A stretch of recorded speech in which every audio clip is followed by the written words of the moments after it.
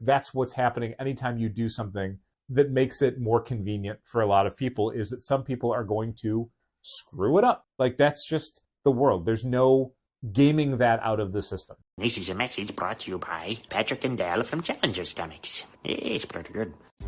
In the Midwest, you know the best is there waiting, so come and join the conversation. Eisner approved, fan and artist and creator too. This is how the challengers do. What?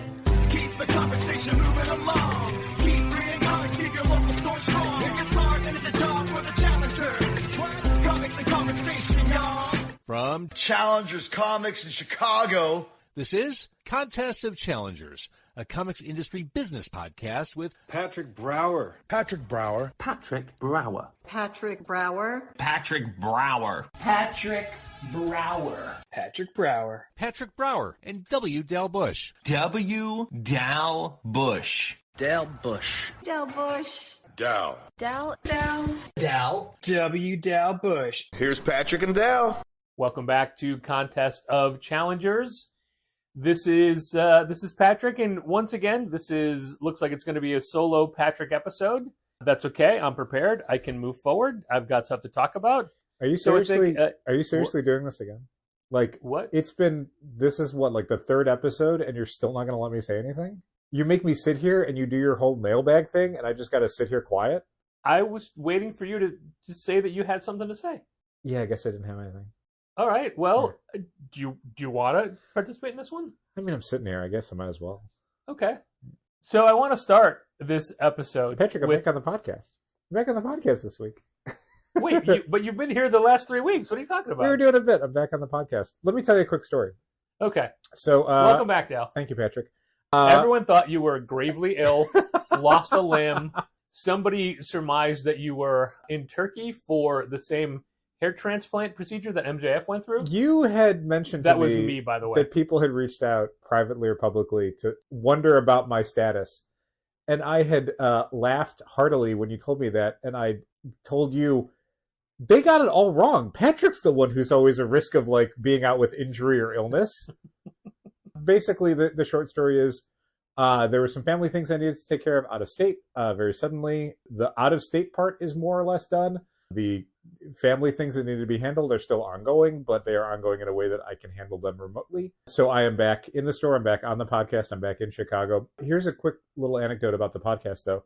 So obviously I wasn't participating in the podcast. I would have happily done it remotely, but Patrick decided that he would wrest control of it from my hands, from all the hard work that I never do on it. And you would have had had to himself. have been on my schedule, and I didn't know what you were doing, how you're doing it, and I couldn't be. And additionally, for example, most of these were recorded this time of the day. Sure. And additionally, anyone who's a longtime listener of the podcast will know that anytime we try to do anything remotely with the podcast, is looping someone in who's not physically in the vicinity, is fraught with technological peril and usually ends up sounding terrible and making Patrick furious. So for the sake of everyone involved, the listeners and Patrick, we decided that we would just include me out for a couple of weeks. We didn't know how long it would be, but it ended up being just a couple episodes because of the way we recorded the couple weeks prior.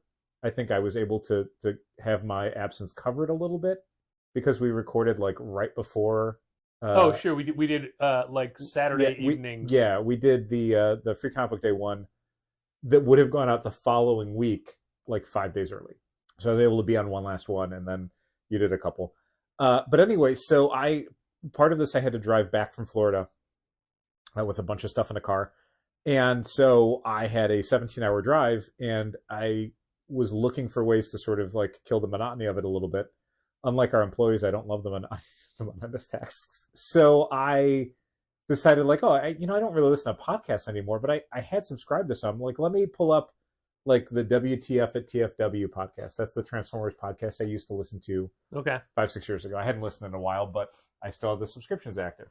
Bored me to tears. Was so unengaged immediately that I was kind of screaming at it shut up, shut up, shut up. Wow. So, were the topics just bad, or in general the whole process? Well, so some of it was I'm listening to it because I'm just talk to me about Transformer stuff. I just want to hear about that. But it took so long for them to get to the point, which hilariously that's what we're doing here, that I was just I don't care about you're explaining a charity you're involved with. That's great. I believe in your charity. I would probably donate to it now that I know about it. I don't need 6 minutes on it. you're talking past the yes. Just like give me a little bit and then move on. And then it's a long preamble of them like getting into the vibe of the podcast and saying hi to each other and introducing each other and how's everything going. And it's like, just talk to me about the robot toys. That's all I want. So I ended up turning that off, and I'm like, how does the Challengers podcast sound? Like, now that I know what a terrible podcast sounds like, is ours okay? Is it bad? So, of course, I didn't listen to the ones you recorded without me because, Patrick, I don't care. I just want to hear me and my name and my voice. So I listened to one from, like... That tracks. I listened to, like, a couple episodes prior. A standard Contest Challengers podcast. Not even impressed that they still continued in your absence when I was working every goddamn day. Oh, no. As far as I was concerned, they were dead. But I wanted to hear, like, what a standard one of ours sounds like. Not one that you'd recorded yourself that's a little bit off format, but, like... It's true. I was not in the podcastatorium for those. Why am I going to leave my home if Dal's not here? I wanted to hear what a basic one sounds like to get a sort of, like, calibration. Our podcast is great. Yeah? I was engaged with it. And even though I knew half of it, I'm like, oh, this is a good point. Or, oh, this is a fun conversation. Like, these two people have, like a good podcast chemistry, and also the things they're saying make sense to me. Like, that was a nice surprise. I always say it about our store whenever we get complimented on something or we feel like we have a significance within the industry or just the local community. Instead of trying to like assign credit or whatever to how that happens, I usually just say like, Patrick, we run a good store. That's just a general, like, everyone involved is responsible for it. It's not worth trying to figure out who is responsible for this one good interaction or this one compliment we were paid. And the podcast is the same thing. We run a good podcast. I don't know, man. It sounded good. How was the sound quality in the car? Was that all good? It was good. There were a couple things with, I think, Clear Voice maybe doing some things where it would truncate a word because it thought like a syllable was noise or whatever. Hi, Challengers Comics. I hope all is well with you. We've been following your content on Challengers... Oh, I'm sorry. I thought it was... Temu Influencer Program. When they said content, I thought they were saying, we've been following Contest of Challengers. That's why I started reading We're recording it right now. Is Google picking up the microphone? Yeah, maybe. So I'm sorry, you said there was there was some stuff with Clear Voice. I think it was maybe Clear Voice where it had taken like beginning a syllable. Like usually when you and I would overlap, it would take like part of my syllable and just like cut it. So I knew from the context of the sentence like what I was trying to say, but listening to it, I'm like, oh, I don't know if that word is a word. I don't think I would have said it that way. So hilariously, I did not use Clean Voice the last 2 weeks. Clean Voice? Clear Voice. One of those two. Okay. Because I said Clear Voice and you said Clean Voice, and now I don't use it though, so I don't know. I think it's Clean Voice, but it could be Clear Voice. I haven't used it the last couple of weeks. Yeah. I know it's real easy for me to edit me, even though last week the sound was fluctuating greatly, but that was in my delivery, not anything else. Yeah, and I felt like, and maybe this is just me like not listening to ones without Clear Voice and not hearing the raw audio. Yeah. It felt like there were some instances where it kind of leveled out the pitch basically, where it sounded a little like not auto-tuned, but it was just like, oh, that's a higher pitch than I remember it sounding like. That's a legitimate concern because it does frequently sound like auto-tune. Yeah. And I'm constantly weighing with the decision of, do I just drop it? Because it saves me a ton of time. Right. But we are sacrificing a little bit of quality. Yeah, and nothing sounded... there was never a point where I was frustrated by the editing or it sounded unnatural. It was just like knowing what you and I sound like. There are times it sounds unnatural to me. Yeah, okay. I think it's a good trade-off, though, if it's a situation where it's saving you a bunch of, busy work or a long process of cleaning stuff up. Yeah, but, and I will tell you that our listener numbers are going up. We run a good podcast. Our patron numbers are not, but our listener numbers are going up. That's why we got to get those ads in. And, every time, now that I got to look at that Temu Influencer Program. What was that? Libsyn has an automatic like, hey, you could just monetize your podcast. We'll just stick ads in it, and you don't have to do anything. It's free money. I'm like, no. Do you get to pick the ads? No. Oh, then no. Yeah. Yeah, I don't. If they had like a buffet of ads where I could be like, It's oh, a buffet. it's a buffet. I'm gonna put I'm some going ads to in. eat you. It's going to happen every time someone says buffet. If there was a roster more or less where we could go like, oh, Choose. these things, yes, these things, no, because that's always the problem with like a lot of digital ads to begin with is you never know what product is going to be on your platform, and suddenly it's like, oh, I did not authorize that. I do not believe in that service, or I don't want Christy Nome doing ice ads on my video. No, thank you. Since we recorded in the podcast term last, the cleaners have come in and moved things around. Yeah. So my chair is at a different angle. Yeah. And it's really bugging me, but I don't want to get up and fix You it. don't need to pause the podcast. I don't need to fill It 2.5 needs minutes. to You're gonna move your rotate chair. just a few degrees that way. It's making me turn my you saw I had to take my glasses off already. When my glasses come off, that means I'm getting dizzy. Oh, okay. That's a huge cue at work as well. Yeah. And it's like I should move this chair, but I don't want to get up because otherwise it's just like I'll be looking right here and nowhere near you, which I got used to the last couple weeks. Yeah. I'm so far out of the podcast advertising game that I was talking about this in one of the last 2 episodes. Yeah. And all my references are just Manscaped or Blue Chew. Right. I don't know if those are the hit things anymore. I assume it's all AI stuff. Yeah. Like it's all like automation. Yeah, and I don't want to be putting AI ads in my podcast. I mean, it's bad enough. There'll be Clean AI Voice ads by is AI. an AI program. Yeah. Also, when I tried to post all the new release information this week, Content 360 just scheduled it and never posted it. Unhelpful. So I'm like, great. Is my other shortcut going away as well? The things I'm paying for are letting me down. When I do things myself at the expense of my time, they're better. I mean, that's why all the automation stuff, it's not as reliable as you want it to be. The human touch still does have value. That's what Challengers as a store is all about, right?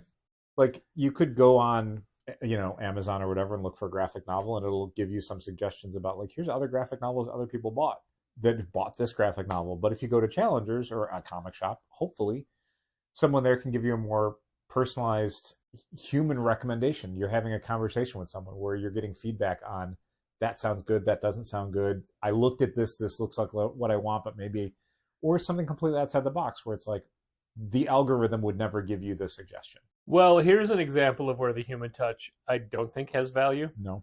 Because the human touch wants to be I was going to say bad touch, but I don't mean it that way. I mean it in a punch you in the face bad touch. Oh, golly. Almost a month ago, somebody bought a long box online.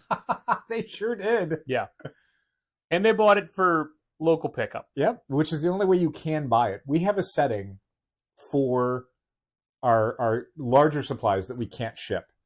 Boards, boxes. They're specifically in a category on Shopify called non-shipped items, which basically means if you are trying to check out through our website for a long box, a package of boards, heavy stuff that we can't ship, big stuff we can't ship, you will basically get an error saying, hey, this cannot ship. So either take it out of your cart or choose local pickup. You cannot check out with it for shipping. And we put... hold on for that. Yeah. So they bought a box. Great. People buy boxes all the time. Yeah. I hate storing the boxes, especially when I know we have more in the back. I just want to be like, let's get one from the back. Yeah. But you put it aside. Right. You were still here. Yeah, this was like the Monday or the Tuesday or Wednesday before I left. You were back. That box is still there. It was still there. I saw it. I went, huh. Last night, later in the evening, we got an email from the person who bought it saying, hey, I bought a box and you never shipped it. No one told me it wasn't going to be shipped, so please ship this box. Now, first of all, it was a little abrupt. Second of all, we didn't need to tell you it wasn't going to be shipped because the first part of the item description in big, bold block letters is, this cannot be shipped. It is for local pickup only. Yep. And then below that is all the descriptions about the box, Yeah. where it's made, what the sizes are, blah, blah, blah.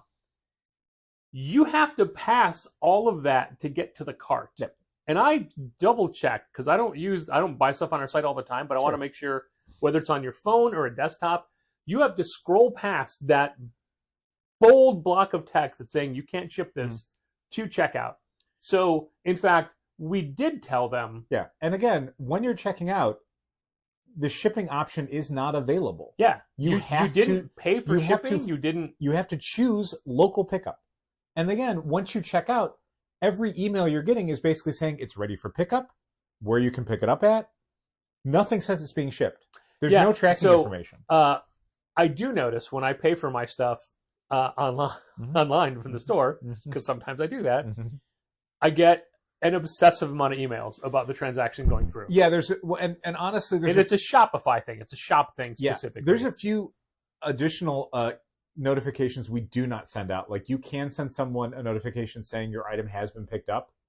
I don't bother doing that. Yeah, you were there. I handed it to you. You don't need an email confirming that it happened. Sometimes it's auto-checked and I miss it. Sure. But definitely in but store, most of the time I will take it. When you're on the iPad, yeah, you would have to hit the thing that says, like, send notification. Yeah. You don't need a notification. You were here. It's done. So I immediately refunded the order and canceled it. 3 a.m. So let me ask you this from a tech standpoint. Because that transaction was completed, normally if it was an unfulfilled transaction, I would just cancel it. Right. But because it was completed, I refunded and then I canceled. Sure. With local pickup stuff, I don't know if just canceling would be enough. I'd have to sit in front of the computer and be like, usually when you cancel it, if it can refund it, there would be a thing that says, like, do you want to refund it to the same payment or whatever? And that's usually how I would do it. Well, I've noticed that I think you still could with local pickup. You couldn't do it with a shipped item. Yeah. Once you ship it, I don't think you can cancel and refund. I think you'd have to go through a different process. But even then, maybe I'm remembering it wrong. Well, I did notice that someone else in our employ is not canceling single item orders that need to be canceled. Really? They're refunding them, and that is not procedure. Mm-hmm. Anyway, I refunded, then I canceled, and then I emailed and said, the item said this exactly, cut and pasted it, and I've canceled your transaction. Right. The entirety of the box and the tax came to like $9.91. I feel that the annoyance that we've had to deal with is far more than $10. Oh my God, yes. Yeah. So, and again, as you noticed, I refunded it like 3 a.m. A little while later, just sent one sentence email back. When do I get my refund? Oh my God. So I didn't when your bank gives you your $10 back. I didn't respond to them because it's already in progress. And also, we're done with this. I did uncheck when I gave the refund. I unchecked saying, "Tell them when they get the refund," because I'm telling them I refunded this. Yep. When do I get my refund? Oh my God. I want to just write back and say, you don't deserve one. Yeah, leave me alone. You've wasted our time over like a 4-week period. Like, we're done. We're done talking to you. It's always so weird to me. Like the sheer number of people from major cities who are placing giant orders of every Absolute Batman reprint we have in stock. Which is amazing. There was a period when we had just done that last batch of the Absolute Batman reprints when they went back to press on 15 issues or whatever, where I thought, like, this is it. This is the time where we went too high. They're not going to sell. They're not, like, that first week, we sold a couple of each one, and it's like, all right, well, we ordered, like, way more than that, thinking there'd be more immediate demand. They just keep selling. So, like, no, we'll eventually run out of them. I think there's probably a few issues we already have. I think issue 1 sold out a few weeks ago. Someone tried to buy a B cover number 1 last week. And we didn't have it. And then there's some other issues where I think we're pretty low on. So, we will run out. And I'm okay with that. I think at this point, with volume 1 and 2 both being out in collection and being more reliably in print, I'm okay letting issues run out. It's fine. Pardon me. But it's still just insane to me that, look, I was talking about this privately to someone. You mean to yourself on the podcast? No, I mean to a customer via a video chat app. Oh, I see. TikTok? I love that people find us and buy stuff from us all over the country. It's amazing. Who are we? We're just like some tiny shop in Chicago. And I also I don't get it because I'm like, oftentimes, there's no store near you that sells a box. You live in New York. Mm-hmm. You can't find a long box anywhere? Right. How'd you find us for long boxes? Or the times where it's just like, it's not even like a scarce book or a hot book. It's just like, or it could be a hot book. It's suddenly like Superman, we're selling Spider-Man, where it's so like many Superman, Spider-Man #1s. But even that, it was like week 1 we were selling it, and it's like, who sold out of it week 1? Yeah. Who under-ordered this book? And happy to take their money. Sure. It's just it's weird. It's just weird. Like, we never positioned ourselves as being like an online retailer. It was a thing we pivoted to during the pandemic because we needed to locally, and then it was like, we might as well roll it out like nationwide. Yeah. But it is still kind of funny because we don't promote ourselves in any way. We don't spend any money on digital advertising. We're not trying to like corner the market. We're not sponsoring other podcasts or doing a lot of like sponsoring blogs or whatever. We're happy to run ads for podcasts we listen to. Sure, I mean not that Transformers one though. I mean on podcasts. You know what I mean? Gotcha. Like Yeah, we're not going on the Cerebro podcast with an ad saying like shopchallengerscomics.com or whatever. We just have a store, and I guess people are finding it. I don't know. Well, I think you told me a while ago that Shopify does a lot of heavy lifting as far as boosting us up in algorithms. I don't know about boosting so much as it's we're really integrated pretty well into the Google Merchant Center, I think they call it. Yeah. Like that. So our stuff is way more visible when you're searching on Google, and also but that's because of Shopify, right? But we're also, because we're a Shopify store, we're on the Shop app. We are integrated more into agentic search. So I guess if people are using certain AI agents and they're saying, find me Absolute Batman or whatever, I guess you can find us in there. I don't know why us instead of somebody else, but okay. Again, I'm not complaining. No, but it is weird. Again, for something it doesn't felt like we've prioritized in any way. Right. Yeah. Over the last few weeks, having to pack up all the mail order subscriber orders. Mm-hmm. And just Welcome seeing to my world. What I know, man. I never showed you that photo of week 2, how just gigantic the pile was. It can get pretty big. And it doesn't feel like a lot until you're doing it, and then it feels like a ton. Hi, this is Jake with USFC, and then it went away. Yeah, the thing Sorry, with Jake. I'm gonna angrily send you a text after this to tell you to fuck off. The thing with packing up subscriber orders is that it's not.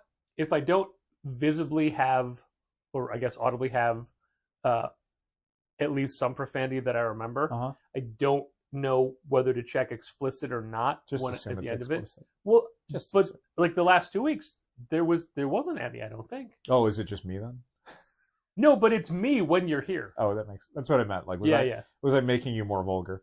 Yeah. Also, like I told you before we started recording, I didn't yawn at all last 2 episodes. Nope. I was the boring one. Yep. Always the boring one. Go on, Dan. Whatever you're saying. The thing with the subscriber orders getting shipped out is that it's never as automated as I think we'd like it to be. It's a lot more hands-on at different stages of it than I think it probably should be. Like, one of the things that's a little tricky is that Managed Comics allows us to sort our mail order subscribers by who's being shipped out weekly, bi-weekly, and monthly, and subscribers can choose what level they're being shipped out at. The problem is there's no button we hit that says, okay, well, these people are due out to be shipped out now. Yeah. Like, you have to go to the monthly ones, look at what books they have, and then work backwards from, all right, what is the oldest book they have, and did that come out 4 weeks ago?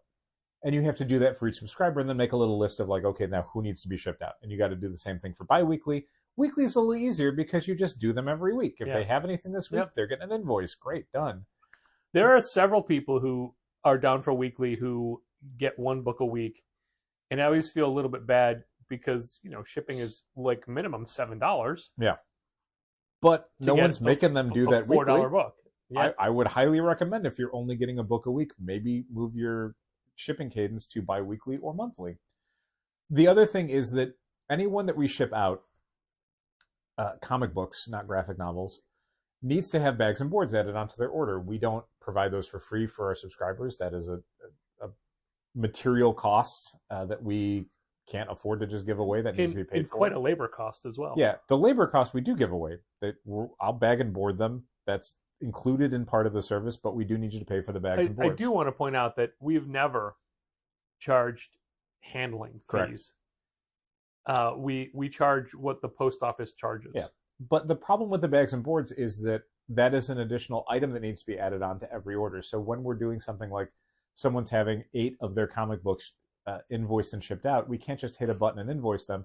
We have to do like the hold button, more or less, to create the invoice but not send it out yet. Then go into back the to invoice the order and then and add on the proper number of bags. Yeah, and the boards. specific number of bags and boards, which it might not be for every item, because if they're getting a graphic novel and 7 comics, they don't need 8 bags and boards. They need 7 bags and boards.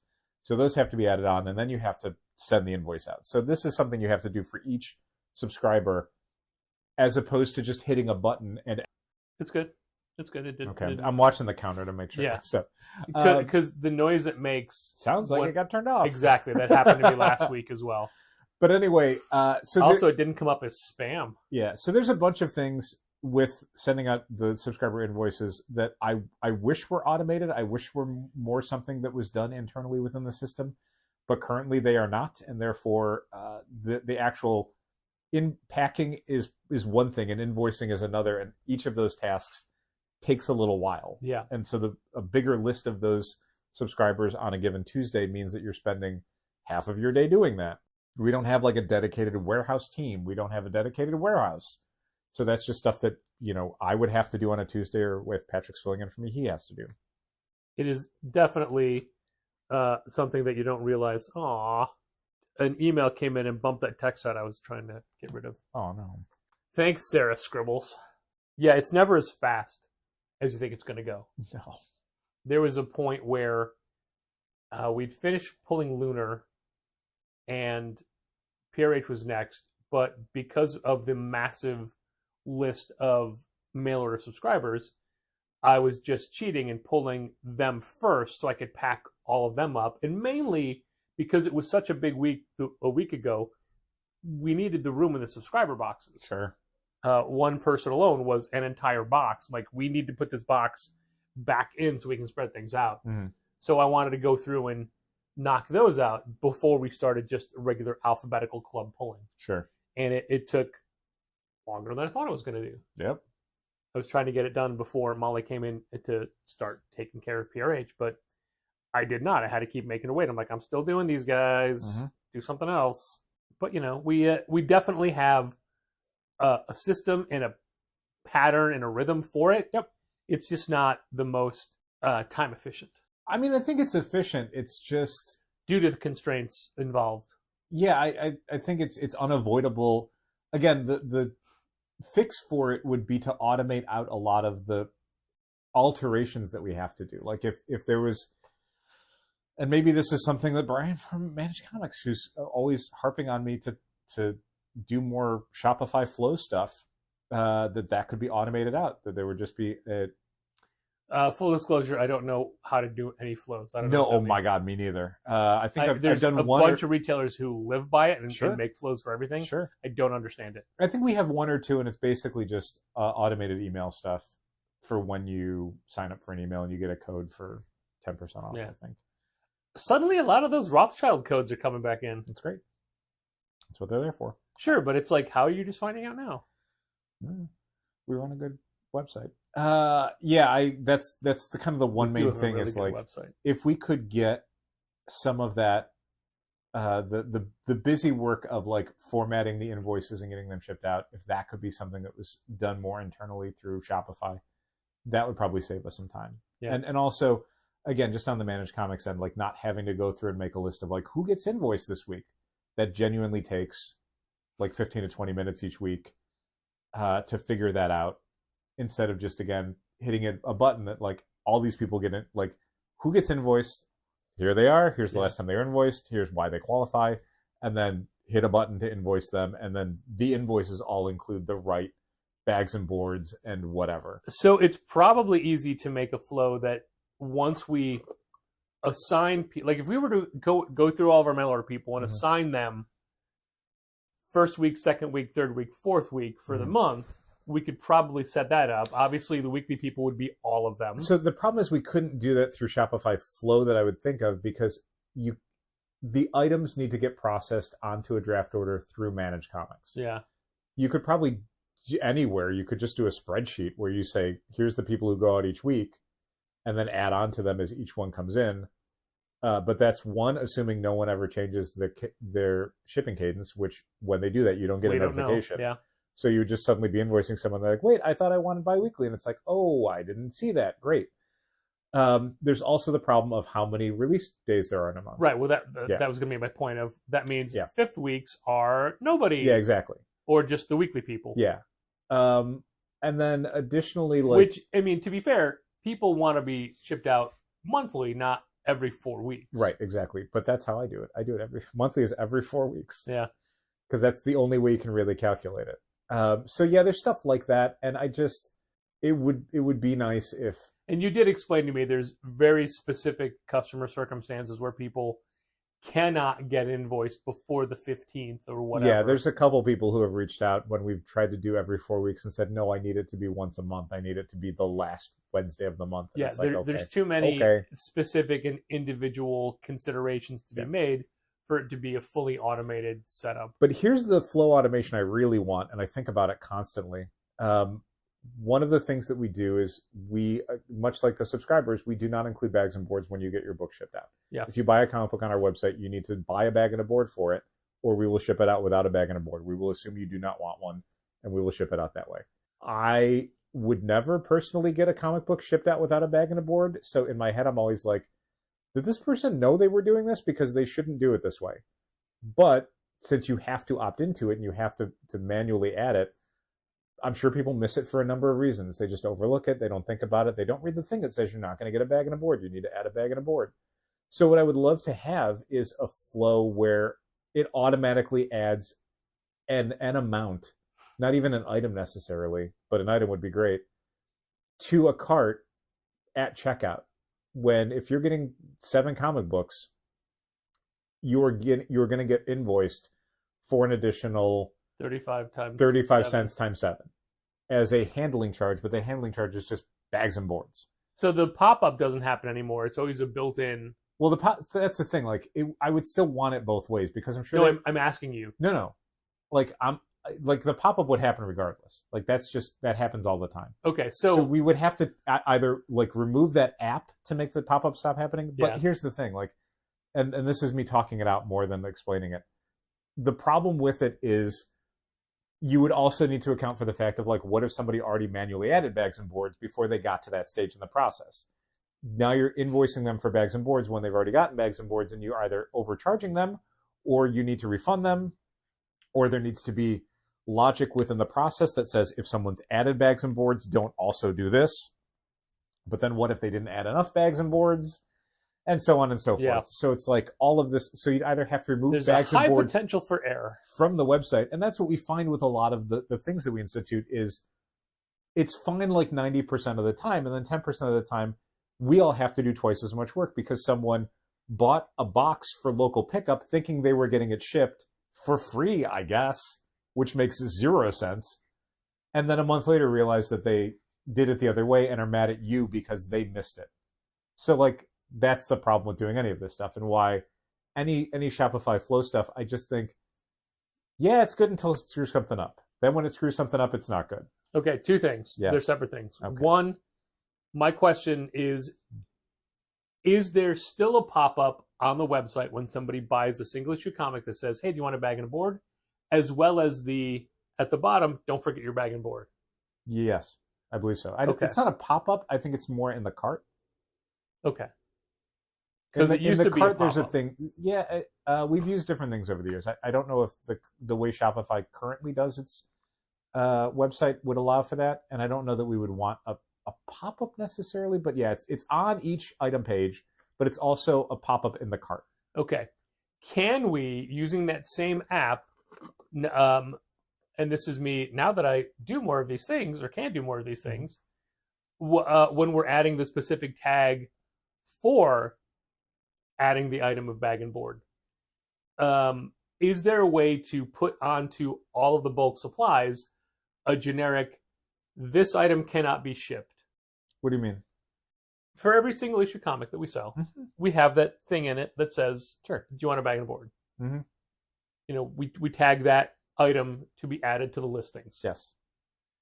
Can we do something like that, but for shipping of boxes, but it's not a product? Well, so that's the thing. Like, there's already a thing on all the item descriptions that says. Yeah, but people miss that. If there's a Right. separate thing that comes at them. I mean, we could always, but I'm not sure how it would come at them. Like, we could build. I could put a text thing, but it would just be another text thing on the page. I'm not sure how it would be different. Well, that's the thing. Not on the page, but the way our bag and board used to be a thing that would be on the screen. Don't forget your bag and board. I don't know. I think you got rid of that, but it used to do that. It used to come up with add a bag and a board. Now that's on the page. Yeah, I mean that was just a plugin that looked for an item and said, okay, here's the thing. But it would just be a visual thing. Like I'm going to bring up our page real quick. I'm just going to pick an item. Absolute Wonder Woman. It figures. It's the most popular book of the week. So, like, I mean, this is what we have now, where it just says, like, don't forget to add a current bag and board, and it's the item, and you can add it. Before, it was just a thing that would be similar to this, but it would be dynamically generated rather than... And this is dynamically generated just internally through Shopify instead of a pop-up. So the problem that, in my mind, would just be, like, this is not any different than putting it here. Do you know what I mean? So, like, having it in the description versus having it be a little lower in a different way is still on the page and you have to see it. But where is the checkout? Or where's the add to cart button? It's between the description and where it says don't forget to add a bag and a board. So I'm sorry, I'm not wearing my glasses. Where is the... So the add to cart button on our on an item on my phone is, so it basically goes the image for the item, the title of the item, Absolute Wonder Woman number 20. If it's a comic book or graphic novel, it'll have creators and release date. If it's a non-comic item, it won't have creators and it might not have release date. Then the price, then the item description, in this case, solicit text. Then a little notification saying whether or not it's in stock or low stock. Yeah. Then below that, we have a thing that says maximum quantity allowed is 2. Sure. What's that first red rectangle right there? This is add to cart. Okay. Beneath that is the subscribe to series button. Okay. For managed comics. Then information about shipping, flat rate shipping, priority mail shipping. Then it dynamically adds the don't forget to add books do not ship bagged and boarded. You will need to purchase bags and boards if you require them. But you need to current single bag and board. Pass that before you can click. No, this is a separate add to cart item. Oh, okay. I can move this if you want it higher up, but I feel like people will hit this button thinking they're getting the comic. I see. Instead of hitting the higher button where they're actually getting the comic book.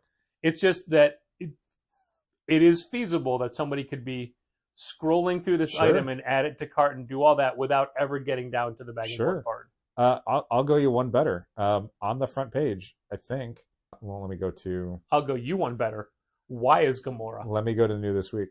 So on the New This Week page, I don't know if maybe it doesn't work on...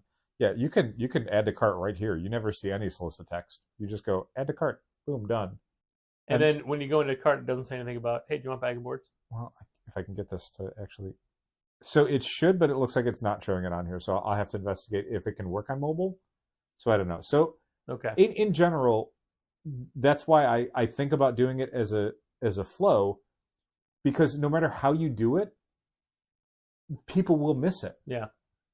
When you buy a t-shirt from ProWrestlingTees.com and you choose pick up in store, there are multiple confirmations that you have to do to say, yes, I understand, I'm picking this up. No, this is not being mailed to me. No, it's not getting mailed. And I guarantee you that they have to probably message and refund people. Minimum 10% of the time. Minimum 10% of the time. Yeah. So no matter what you do... We should ask Ryan about that. You're making it more convenient for 90% of people, but you are making it harder for yourself as the storefront 10% of the time.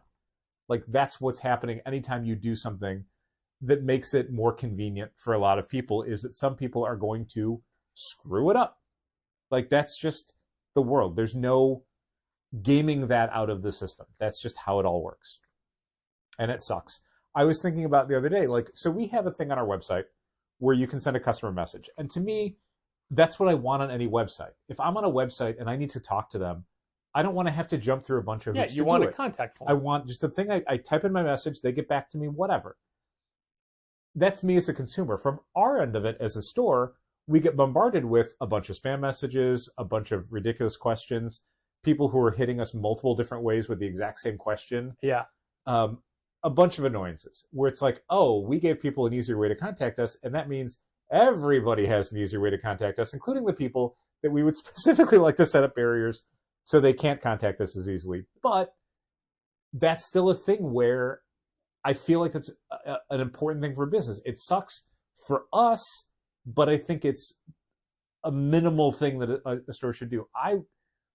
There's a thing we could go one better where Shopify has a thing called Shopify Inbox, which is basically a live chat thing on your website. Oh, I don't want that. Right. And I never mentioned it to you because I know you would hate it. I turned off. With a Fire of 1,000 Suns, I would have to do it all myself, and I would maybe do that, but it would still get to you in some ways, and you would be angry about it. Well, also, those chats could come in 24 hours a day. They could. Yeah. I turned off the live chat from our Facebook page. Sure. People just can't do it. People will still try to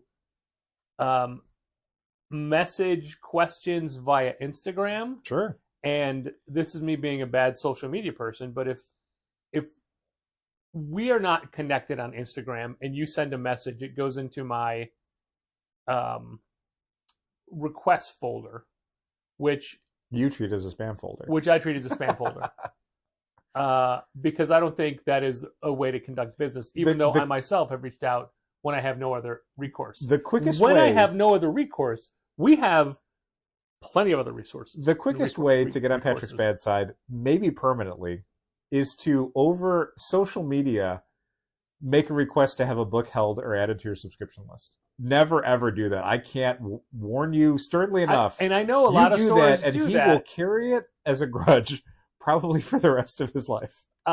Big Bang did one better because I just turned off Facebook messaging. Sure.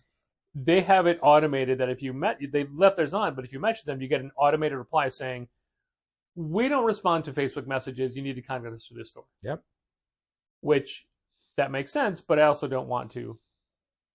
Most of the requests we get from Instagram it's bullshit. It's buy followers. It's we want you to be a brand ambassador for our jewelry line, like things that don't matter. Sure.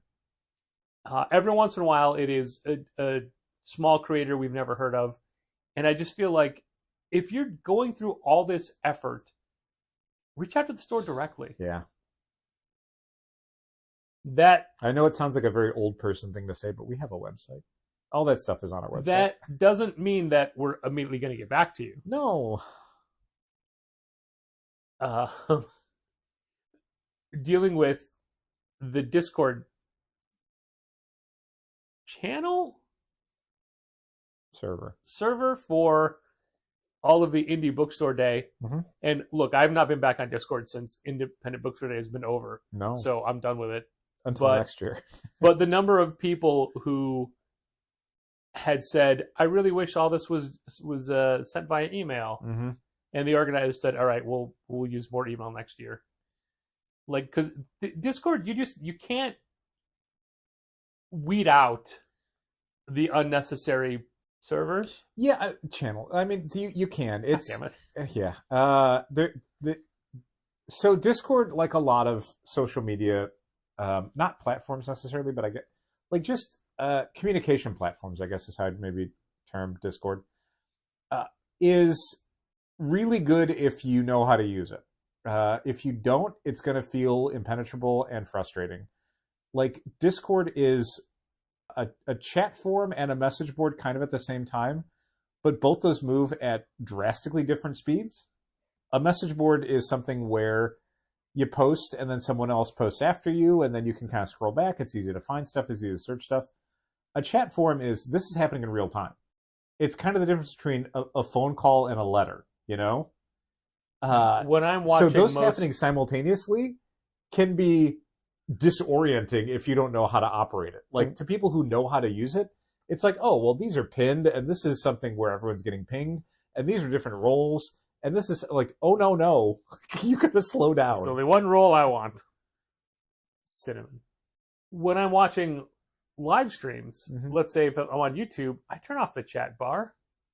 I don't care what the general populace is saying. No. When I'm doing it for a work call, and it's, let's say a publisher creator call. Sure. I leave those chats open because oftentimes their sales or marketing reps are interacting in the comments. Yeah, and usually if you have a question for the people who are being streamed, like, that's how you get the message across to them. Yeah, and they also, you need to sound off with your whatever distributor account number. Sure. All that stuff. There's one tomorrow I did not sign up for because it's the monthly FOC one. Oh, sure. And the last FOC one they did was the Friday before Free Comic Book Day. I'm like, this is inappropriately timed. Yeah, great planning. Everyone's just sitting around then, right? The problem with the FOC calls for DC specifically is that I used to sign up to all of them, but at the time, like, you sign up on Monday not knowing when your delivery is coming. Sure. And if we get PRH and Lunar like that, there's no way I'm watching that call. Right. And I tried to, I was stuck in traffic trying to get back to a Skybound call, and I could not get Zoom to connect while I was in the car. Mm-hmm. It was just cycling and cycling and cycling. So I missed that call as well. Yeah. But I don't like signing up for them and then not showing up. Sure. So I've just stopped signing up to ones I know I can't do. Sure. Okay, Dal, my next topic was... Good segue. Pennies. Yes. More businesses that I'm frequenting as a consumer have started doing the exact change only rule. Uh-huh. And... Like, not even rounding up, just exact change? Yeah, they specifically say we're not rounding up or down. Weird. Like, I don't care if... Like, can I do a quick little sidebar? You certainly may. I don't understand, and I haven't researched this at all, but the idea of, like, the pennies being discontinued, how does that work then? Like, okay, something is $4.56. Now what? Is it just $4.60? Is it $4.55? So what I was going to say was, and I haven't answered that question, but what I was going to say is, as the consumer, if I'm supposed to get 8 cents change back and you only give me 5, I don't care. Right. But challengers, were pennies to go away, we would always round against us. Meaning, if they were supposed to get 8 cents back, we would give them 10. Okay. I assume that we never talked about it, but I assume we'd run up in their favor. That's the thing. Like, it's one thing to do it for an individual person. Like, we've had plenty of times where someone's like, I owe you $4.99 change. I'm just going to give you $5. I'll eat the penny. Yeah. Because you don't want all that change and I don't want to have to give it to you. Sure. But that's just an individual, like, I decided this in the moment. I don't have to do it for everyone. If I had to do it for everybody, if I was giving literally every customer 1 to 4 cents, eventually my brain would be like, how much money am I giving away? Like, it's probably not going to break us, but it's still going to be like, at the end of the year, this is an amount of money that I'm going to look at and go, I just gave it away? Well, here's why none of this makes any sense and shouldn't matter. Pennies aren't being discontinued. They're not going away. They're just not printing new ones. Okay. All the pennies in circulation are still in circulation. Right. Nobody's recalling them. Right. There's, I don't know, quadrillions of pennies that exist in the world. I guess, yeah. And I joked at the bank when I got change last. I'm like, oh, I guess these are the last pennies I'll ever get. And they're like, what are you talking about? Like, it's not, pennies aren't endangered. They're just not making new ones. Okay. So, but I've seen places like that's what doesn't make sense. I think the movie theater, the Roosevelt Collection, I think has a sign up basically saying, like, because pennies are being discontinued, we request that people blah blah blah. I don't know what they're doing because I never use cash at that theater. Right. But I remember seeing the sign and they specifically called out, like, because pennies are being discontinued and they're in short supply. It's like, are they in short supply? Really? Yeah, that's just it. They're not in short supply. Yeah. So I don't know. The Hat over on Ashland and North Avenue has an exact change only sign up. While also penalizing you if you use a credit card. Yes. Yeah. They get you both ways, man. Yep. And then Red Light last night is getting chicken at Red Light. And I said, hey, do you guys take cash? They're like, only if you have exact change. I swear before they didn't even take cash. Like, I want to say before I wanted to use cash, and they're like, card only. All right, that's fine. Man, I mean, I don't understand it. It is a recurring question at the store. Is people will say, like, can I use cash? And it's like, yeah, of course you can. I shouldn't say of course anymore. It really delights me when, like, some of my go-to stupid throw-off lines get picked up and used by the other people that work with us. And I kind of love it. Okay. Okay, in this instance, what is my go-to line? We'll take whatever money you want to give us, however you want to pay us. We'll take dollars, we'll take change, we'll take a gym sock full of quarters. I don't remember. A washed gym sock. Oh, I'm sorry. I forgot your little flourish at the end. Yeah. A washed That's why gym I sock. don't say it, because I can't remember the flourish. We want to, the way I say it is, we want to make it as easy as possible for you to give us your money. Yeah. However you want to give it to us, except crypto. I just say, yes, we take cash. Yeah. Oh, but like recently a lot of people, do you take Apple Pay? Mm-hmm. Of course. Yeah. I think we take Diners Club. I've not seen a Diners Club card in, I don't know, a decade. I'll have to check the But I think Shopify we screen take to it. see if the little icon is on there. Yeah. I can look at the bottom of our webpage. Do we take MasterCharge? If that's a thing, then maybe. It was. It's now MasterCard. But yeah, we're an old enough store that when we opened, we had one of the credit card chunkers Yeah. that in no way captured payments. It was just a way to get an imprint of the card, and then you would have to settle up with it later, or, you know. Yeah, I mean, I think I never did the actual, like, how does this get to somebody? But Yeah. I think it was like you'd have to call it in, right? Something. Isn't that how it would work? It's the easiest way to scam people, to just be walking around with an invalid card. Our top 5 best-selling comic books of the week, according to our website. Absolute Wonder Woman. Currently, as of 1:07 p.m. on Thursday. I taught everybody how to do this, by the way, while you were gone. Absolute Wonder Woman. Uh-huh. What's number 2? Gosh, I don't remember what. Doom Quest. Nope. It comes in way later. It's an Image series with its final issue of its current season shipping. Exquisite Corpses. Exquisite Corpses, But cover just A. cover A. Cover A. After that, the biggest Marvel book for the week is a final issue as well. One of the final issues for the as the line is closing down. Ultimates 24. Ultimates 24. After that, I'm just going to skip ahead. X-Men number 30, and then Infernal Hulk number 7. That's our top 5. Wow. Zatanna number 2, cover A, comes in at number 6. Wow, where's Doom Quest? Farther down, after Swamp Thing, Batman Hush, Superman, and Justice League Unlimited. Huh. I think Doom Quest people will catch up to it. We were Yeah. definitely selling a bunch of it, and I ordered a ton more of the Rose Besh cover, which was one of the few that was still in stock at PRH. Yeah.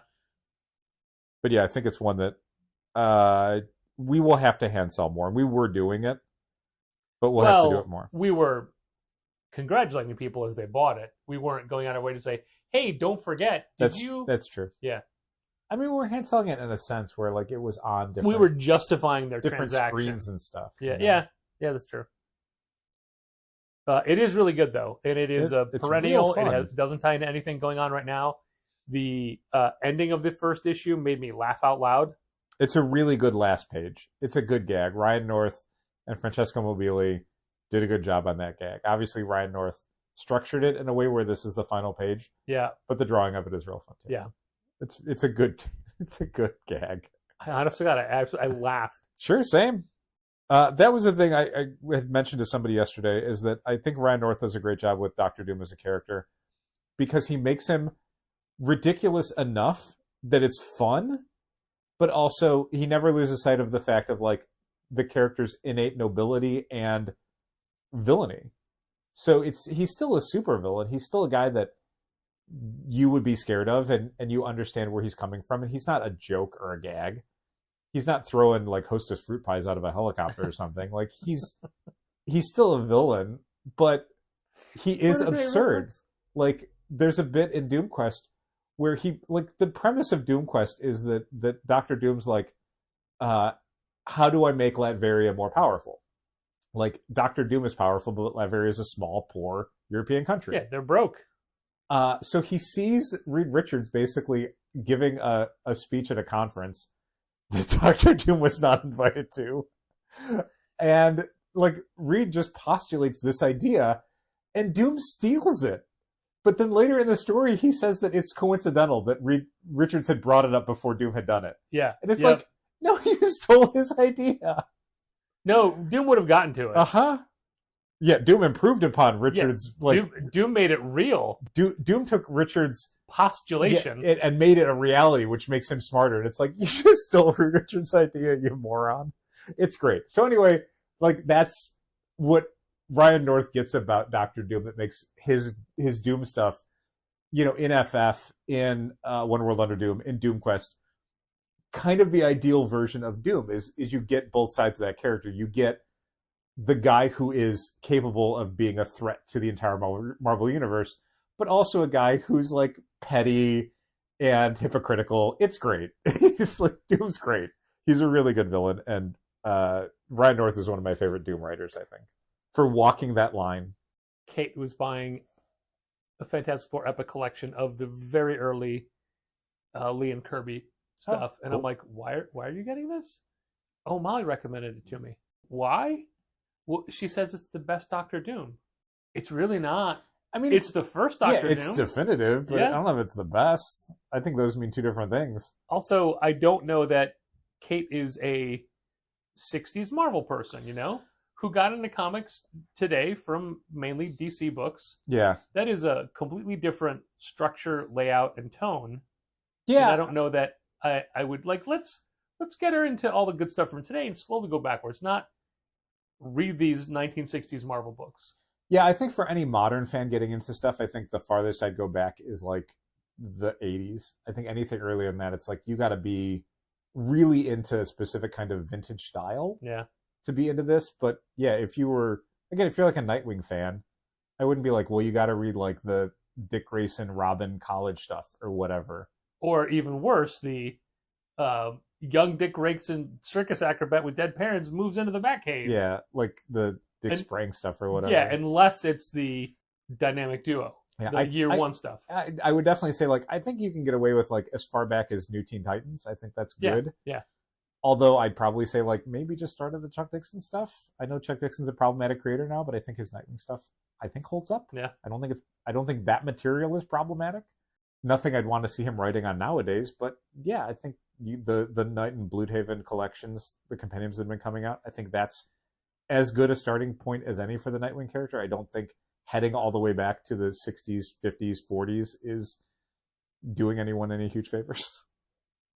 We'd had this talk recently in the store with Daredevil and all his previous love interests. Mm-hmm. But looking back at Nightwing, you know, Nightwing and Starfire were such a definitive couple in the 80s or so. Long. But then you get this Nightwing series, and there was Clancy. Oh, yeah.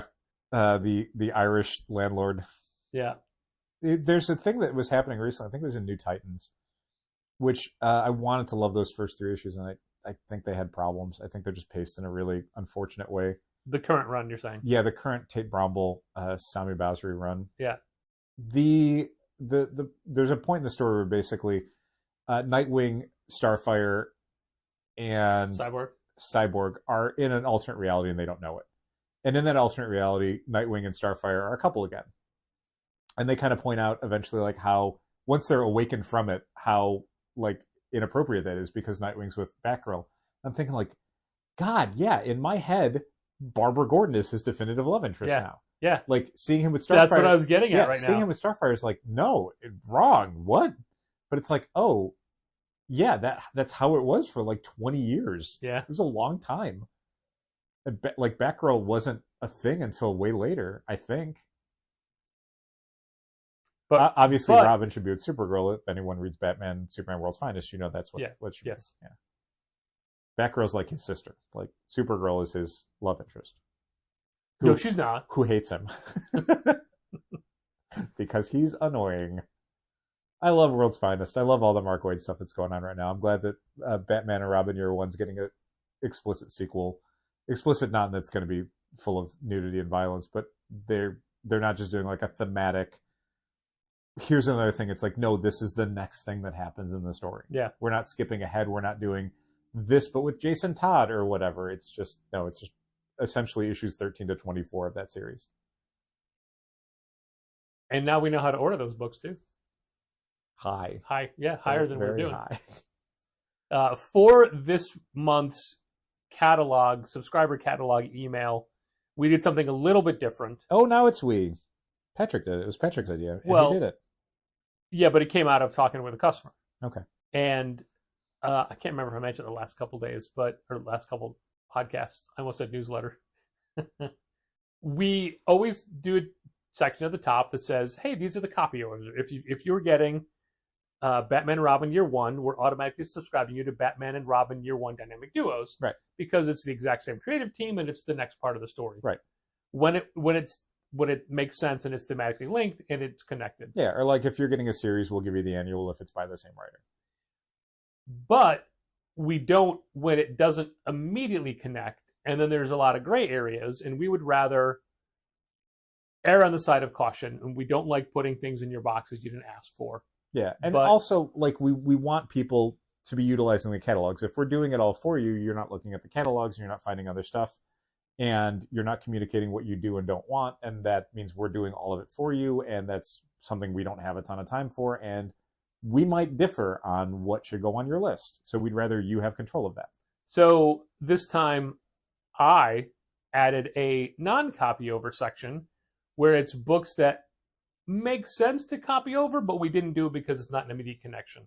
And it spun out of the Rascal Randy Exquisite Corpses miniseries, because that is a prequel series featuring the origin of a character who had a prominent role in the main series, but by all different creators. Yeah, it's Tyler Boss and Dylan Burnett. Now those people did work on Exquisite Corpses because, 13 issues worth of different creators. Yeah, I think Tyler Boss might have been in the writing team. He did, yeah. But I don't think Dylan Burnett did anything.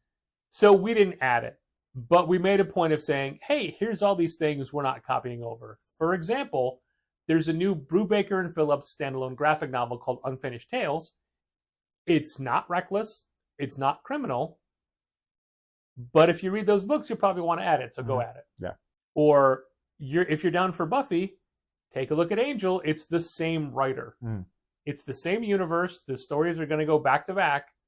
But maybe you don't like vampires. Maybe you read Buffy because she kills them.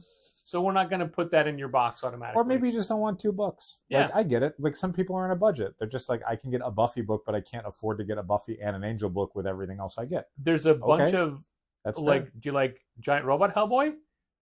Read Ghost to Ghost. But if you like other Hellboy or Witchfinder, then read this new series, that kind of thing. So there's things that are thematically linked and would make sense that people would want, but we're not taking that choice out of your hands. It's your choice. Yeah. I mean, although after I sent you the test email, I did go back and add links to all those so they could. Yeah, I noticed that. The other way of doing it, we used to do this when we were using Comic Suite, and in theory we could do it with Managed Comics. We just haven't gotten around to it, and we probably should start doing it again. Yeah.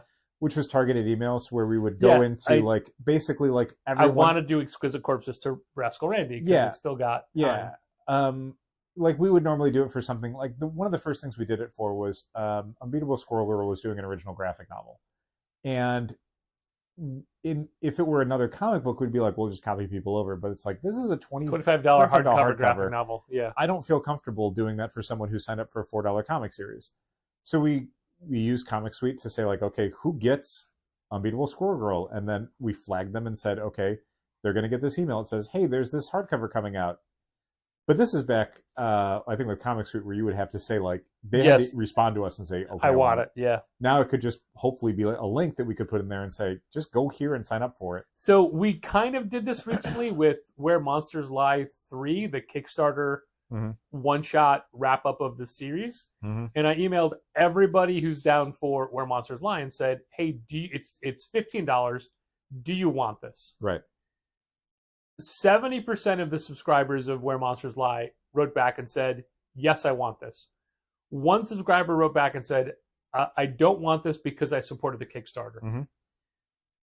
The other 30% just never replied. Right. So at that point, we're like, well, 70% is strong enough. We're going to add it to everybody. Sure. And then there were still some people saying, what is this? Why am I down for this? Yep. Which it wasn't detailed what it was, because it wasn't an item that was ever in Managed Comics, because it was a Kickstarter only, so we had to build it and add it ourselves, but we didn't because blah, blah, blah, blah. Anyway, whatever. But there's even people who, like, when they saw it in their subscription pile, when we handed them their books, were like, what is this? And it's like, this is the 3rd volume of Where Monsters Lie. We emailed you about it, but you never read that email. I mean, I'd probably be the guy who read the email then forgot about it, because the email was February. Sure, but it also says Where Monsters Lie right on the cover. You know That's what I mean? true. Yeah, yeah. That should jog your memory a little bit, because you're at least aware that it existed. Yeah. If you read the email, which, again, you did not. Well, whether or not you read the email, you did listen to this episode, so thanks for listening. Keep reading comics. Welcome back, Dal. Thanks, Patrick. This has been Contest of Challengers. Thanks for listening. Keep reading comics. Challengers is located at 1845 Northwestern Avenue in the Bucktown neighborhood of Chicago. 773-278-0155. Keep up to date with new releases and events at challengerscomics.com. And help fund this podcast at patreon.com/challengers.